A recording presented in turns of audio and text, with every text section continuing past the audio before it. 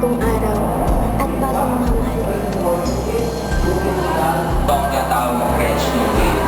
Nakakaantok, nakakalula. Gusto ako rin tumatay.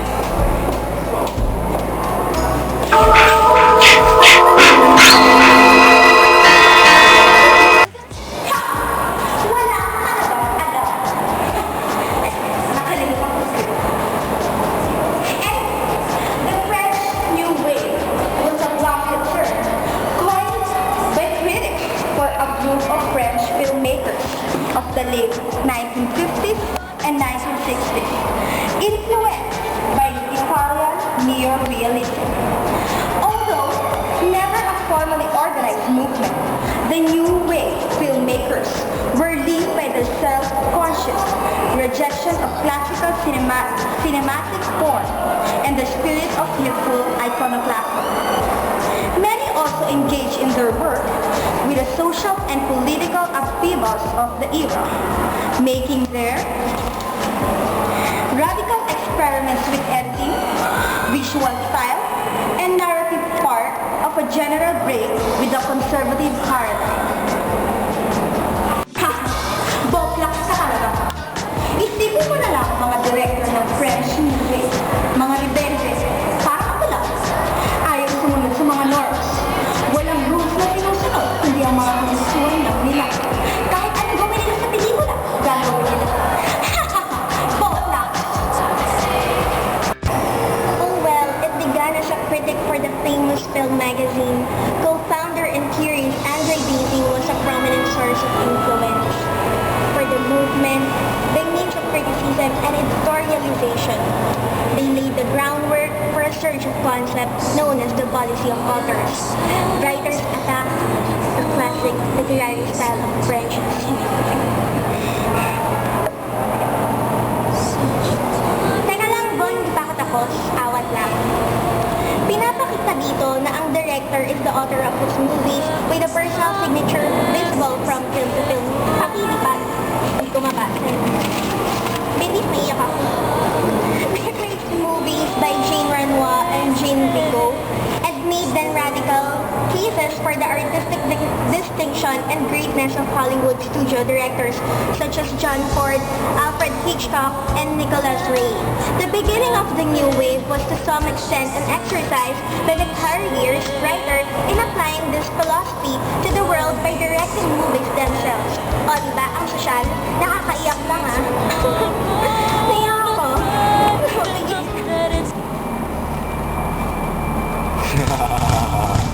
Sige, iyak lang. Kasi magtutugulong sasabihin ko. Kaya maging maayos kayo. French New Wave was in style roughly between 1958 and 1964. Although popular New Wave word existed as late as 1973, the socio-economic forces at play shortly after World War II strongly influenced the movement. A political and financial drained France tended to fall back to the old popular traditions before the war.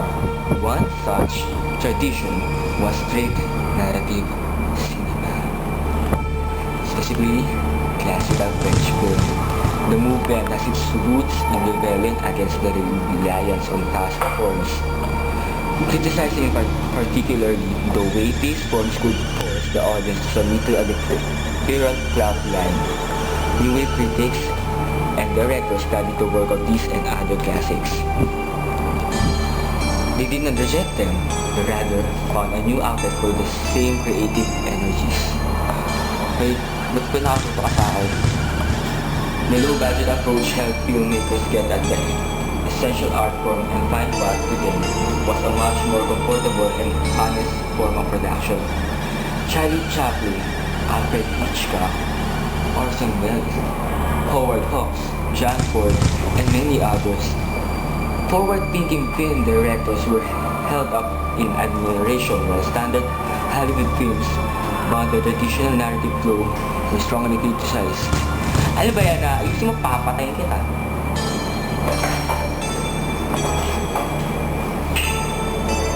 Movies featured unpredictable methods of expressive parang sa pelikulang Nicolas. Sa paggabi, ano? Gusto mo ba yan? Ang beta, ha? ha? Yung mga babae kumakapatay, ano ha? Ano, kulang pa? O ano, may andag na pet, pwede makapatay, ano? Ay boss, wala ka pala mag-English ha? May gusto ko din pala. Siya. Huwag na siya mag-sorbe, nagdadrama pa. Magaling, pero alam mo ba, mga ba ulit yun? The cinematic stylings of the French New Wave brought a fresh look to the cinema with improvised dialogue. Rapid changes of scene and angles of 180 degrees that go beyond the axis. The camera was used not to mesmerize the audience with elaborate narrative and illusory images, but to play with and break past the common expectations of cinema.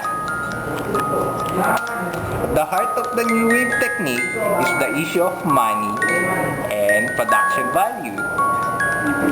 In the context of social and economic troubles of a past World War II France, filmmakers sought low-budget alternatives to the usual production methods. Half necessity and half vision, new wave directors used all that they had available to channel their artistic visions directly to the theater.